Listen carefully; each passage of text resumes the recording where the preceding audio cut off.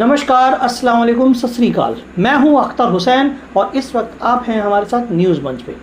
दोस्तों, दिल दहला देने वाली घटना जो हाथरस की बच्ची के साथ हुआ है, पूरे भारत के लोगों को ये सोचने पे मजबूर कर दिया। उसके बाद आप सभी जानते हैं कि उस बच्ची के साथ दुराचार हुआ है, उसकी ज़बान काटी गई है, उसकी कमर तोड़ दी गई है और उसकी मौत भी हो गई। लेकिन दोस्तों, मैं आज जो बात आपके साथ शेयर करने वाला हूं, शायद आप लोग जानते भी होंगे, लेकिन बताना मेरी जिम्मेदारी है। मैं आपको बताना चाहूँगा कि सफदरजंग हॉस्पिटल से उस बच्ची को पुलिस प्रशासन की टीम लेकर उसके गांव आती है, उसके घर आती है। उसके माँ बाप एक बार उस बच्ची को देखना चाहते हैं कि मेरी बच्ची की जो लाश है वो मुझे एक बार दिखा दीजिए। उसकी माँ रो रो कर, बिलक बिलक कर पुलिस अधिकारियों से कहती है, लेकिन ये पुलिस अधिकारी उस वक्त पुलिस अधिकारी नहीं, ये जल्लाद के रूप में थे। इन लोगों ने उस बच्ची की लाश उसके परिवार को नहीं दिखाया। उन सब लोगों को घर में कैद करके उस बच्ची की लाश को कहा यह जा रहा है कि पेट्रोल और डीजल डाल के उस बच्ची की लाश को बेरहमी से जला दिया। और बेरहमी से जलाने वाले जो पुलिस कर्मचारी वहाँ पे थे, वो मुस्कुरा रहे थे, वो हंस रहे थे और लिट्टी चोखा खाने की बात कर रहे थे। दोस्तों, आप ये सोचो कि मरने के बाद जो कर्मकांड होता है, जिस तरीके से लोगों को जलाया जाता है, जिस तरीके से मुखग्नि दी जाती है, परिवार का हर सदस्य, हर रिश्तेदार उस मरे हुए शव का चेहरा देखता है आखिरी बार, लेकिन उसके माँ बाप रोते और तड़पते रह गए। लेकिन उत्तर प्रदेश की पुलिस ने उसको चेहरा नहीं दिखाया। ये भयावह चेहरा है उत्तर प्रदेश पुलिस का, ये खतरनाक चेहरा है उत्तर प्रदेश पुलिस का। इतने निर्दयी तो और कोई नहीं हो सकते। उसकी माँ को भी उसका चेहरा देखने को नसीब नहीं हुआ। मैं आपसे एक बात और कहना चाहूँगा, आज हमारे इस उत्तर प्रदेश में जो हो रहा है शायद पहले कभी नहीं हुआ।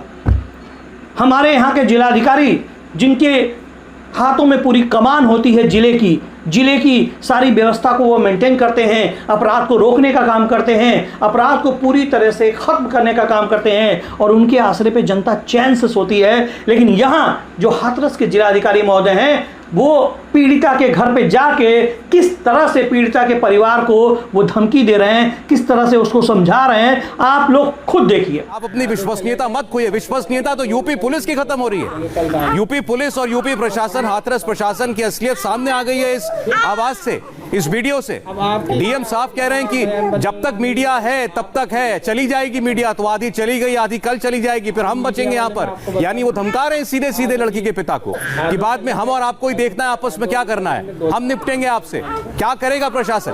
वो परिवार जिसकी बेटी के साथ गैंगरेप हुआ, जिसकी रीढ़ की हड्डी तोड़ दी गई, जिसका गला दबाकर उसको जान से मारने की कोशिश की गई, सब कुछ फॉरेंसिक रिपोर्ट में, पोस्टमार्टम रिपोर्ट में आया है, और फिर उसकी मौत हो गई। उसका ठीक से इलाज तो ये प्रशासन करा नहीं पाया। आप परिवार को धमका उल्टा रहे हैं कि मीडिया अभी है, कल नहीं रहेगी। फिर आपको हम सुनाते हैं, जरा सुनिए आप। ये हाथरस के डीएम की आवाज आएगी आपके सामने, हाथरस की गैंगरेप पीड़िता के परिवार, उनके पिता से बात करते हुए सुनिए। खत्म मत करिए, आप अपनी विश्वसनीयता खत्म मत करिए। तो मीडिया वाले मैं आपको बता दूं, आज अभी आधे चले गए, कल सुबह तक आधे और निकल जाएंगे, 2-4 बचेंगे कल रात, तो हम ही आपके साथ खड़े हैं। अब आपकी इच्छा, आपको बार बार बयान बदलना नहीं बदलना है। आप अपनी विश्वसनीयता खत्म मत करिए। तो मीडिया वाले मैं आपको बता दूं, आज अभी आधे चले गए, कल सुबह तक आधे और निकल जाएंगे, 2-4 बचेंगे कल रात, तो हम ही आपके साथ खड़े हैं। अब आपकी इच्छा, आपको बार बार बयान बदलना नहीं बदलना है। आप अपनी विश्वसनीयता खत्म मत करिए। तो मीडिया वाले मैं आपको बता दूं, आज अभी आधे चले गए, कल सुबह तक आधे और निकल जाएंगे, 2-4 बचेंगे कल रात, तो हम ही आपके साथ खड़े हैं। अब आपकी इच्छा, आपको बार बार बयान बदलना नहीं आप अपनी विश्वसनीयता। चलिए, तो ये आप सुन रहे हैं। अब किस बयान की बात कर रहे हैं? अरे जिस परिवार की बेटी मर गई, जिसकी बेटी के साथ इतनी बड़ी दरिंदगी हुई, वो क्या बयान बदलेंगे? और बयान तो बदला है यूपी की पुलिस ने। जब परिवार ये कहता रहा कि उनकी बेटी के साथ ये कुछ हुआ है, इतनी वहशियत हुई है, उसके बाद छेड़खानी का मुकदमा दर्ज करती है उत्तर प्रदेश की पुलिस। पहले सोचिए आप, वो लड़की जिसके साथ इतनी बेरहमी, जिसकी रीढ़ की हड्डी तोड़ दी गई, उसको उसको जान से मारने की कोशिश की गई, उसके साथ सामूहिक बलात्कार हुआ, वो 14 दिन तक 15 दिन तक अस्पतालों में जिंदगी मौत के बीच किसी तरह अधर में लटकी रही और फिर आखिरकार उसकी सांस टूट गई। उसके ऊपर छेड़खानी, उसके आरोपियों पर छेड़खानी का मुकदमा दर्ज किया था उत्तर प्रदेश की पुलिस ने सबसे पहले। वो तो जब बाद में दबाव पड़ा, जब लड़की का खुद का बयान आ गया, जब वो इस हालत में आई कि बयान दे सके, तब जाकर के बलात्कार का मुकदमा दर्ज किया। वो भी एक आदमी पर मुकदमा दर्ज हुआ था। ये सारी दफाएं बाद में लगाई गई हैं उसके ऊपर। यूपी पुलिस तो मानने को तैयार नहीं थी कि लड़की के साथ गैंगरेप हुआ है, और वो आज पिता को धमका रहे हैं कि अपना बयान आप बार बार मत बदलिए। आज उनके पास बयान बदलने के लिए बचा क्या है? उनके घर की लड़की चली गई, वो अपनी लड़की को अपने घर में आखिरी वक्त में देख नहीं पाए। देखा आप लोगों ने? क्या आपको लगता है कि ये कहीं से भी जिलाधिकारी हैं? आपको लगता है कि कहीं से भी प्रशासनिक अधिकारी हैं? आपको लगता है कि ये जनता के हमदर्द हैं? ये कह रहे हैं कि सब लोग तो चले जाएंगे, हम लोग यहीं रह जाएंगे। उसको इंसाफ दिलाने के बजाय, अपराधियों को सजा दिलाने के बजाय उस पीड़ित परिवार के लोगों को धमकाने का काम कर रहे हैं। बड़े अफसोस की बात है कि शासन और सत्ता में बैठे हुए लोग अपनी ताकत का गलत इस्तेमाल कर रहे हैं, अपराधियों को बचाने का काम कर रहे हैं, उन रेपिस्टों को बचाने का काम कर रहे हैं जिनके ऊपर रेप की धारा लगी हुई है। उनका फास्ट ट्रैक कोर्ट में जल्दी मुकदमा चला के उनको फांसी देनी चाहिए, लेकिन देखा जा रहा है शुरू से ये पुलिस प्रशासन उसमें विलंब करने का काम कर रही है, उसमें लेट करने का काम कर रही है, और सारी चीज़ें आप लोगों की आंखों के सामने है। बड़े अफसोस की बात है, हाथरस की घटना अभी ठंडी भी नहीं हुई, उन माँ बाप के आंसू भी नहीं सूखे, लेकिन उसके बाद मैं आपको बताना चाहूँगा, हाथरस के बाद आजमगढ़, बलरामपुर, बुलंदशहर, भदोही जैसी जगहों पर सामूहिक दुष्कर्म हुआ है। बलरामपुर की बच्ची की कमर तोड़ दी गई है, वो बच्ची मर गई, काल के गाल में समा गई, और उत्तर प्रदेश पुलिस जो है अपराधियों को बचाने में लगी, अपराधियों को बचाने में लगी है, उनको सेफ करने में लगी है। बड़ा अफसोस होता है। और उत्तर प्रदेश सरकार, माननीय मुख्यमंत्री योगी जी हाथ पे हाथ धरे बैठे हैं। बड़ा अफसोस होता है, इतना अफसोस होता है जिसके बारे में मैं आपको बता नहीं सकता।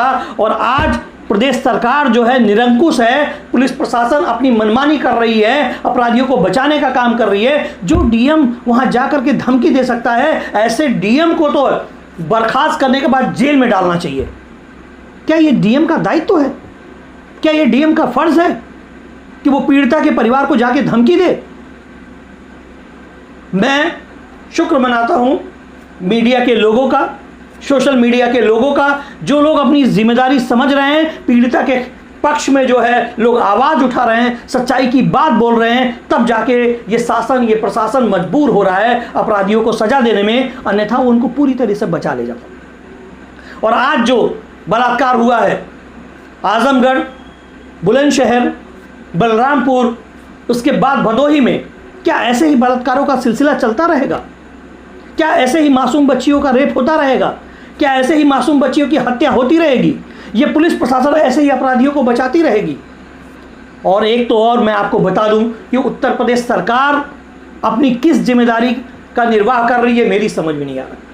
ये भारत सरकार कहती है बेटी बचाओ और बेटी पढ़ाओ, यहाँ बेटियों की सरेआम हत्या हो रही है, सरेआम बलात्कार हो रहा है, सरेआम उनको मार दिया जा रहा है, उनके परिवार के लोगों को इंसाफ नहीं मिल रहा है, अपराधियों को सजा नहीं मिल रही है, उनको फांसी नहीं हो रही है। ये किस तरह का प्रदेश बनता जा रहा है उत्तर प्रदेश? क्या यहाँ के मुख्यमंत्री योगी आदित्यनाथ को इसका एहसास नहीं है? बहुत दुख होता है ये सोच करके। और मैं आप सभी भारतवासियों से कहना चाहूंगा, मैं सभी सोशल मीडिया के लोगों से कहना चाहूंगा, और सभी चैनल के लोगों से कहना चाहूँगा, ये वक्त है उन मजलूमों को इंसाफ दिलाने का, ये वक्त है उन मजलूमों की मदद करने का, ये वक्त है पुलिस प्रशासन जो अंधी और बहरी हो चुकी है उसको उसके अपराधों को गिनाने का, ताकि पुलिस प्रशासन में बैठे हुए जो आला अधिकारी हैं, जो गलत स्टेटमेंट देते हैं, उनके खिलाफ भी कार्रवाई हो सके, उनको भी सजा हो सके, और जो अपराधियों को बचाने का काम कर रहे हैं उनके खिलाफ तो जांच भी हो, सजा भी हो, और उनकी नौकरी भी छीनी जाए। और ये भारत की आवाम से, उत्तर प्रदेश की आवाम से मेरी गुजारिश है कि अगर आप आगे नहीं बढ़ेंगे, अगर आप खुलकर सरकार और शासन प्रशासन का विरोध नहीं करेंगे, अगर आप सच्चाई सामने नहीं लाएंगे, तो इस तरह से इनका मनोबल बढ़ेगा और किसी भी बच्ची के साथ बलात्कार होगा उसको इंसाफ नहीं मिल पाएगा। निर्भया को इंसाफ मिलने में कितना वक्त लग गया था आप लोगों ने देखा होगा।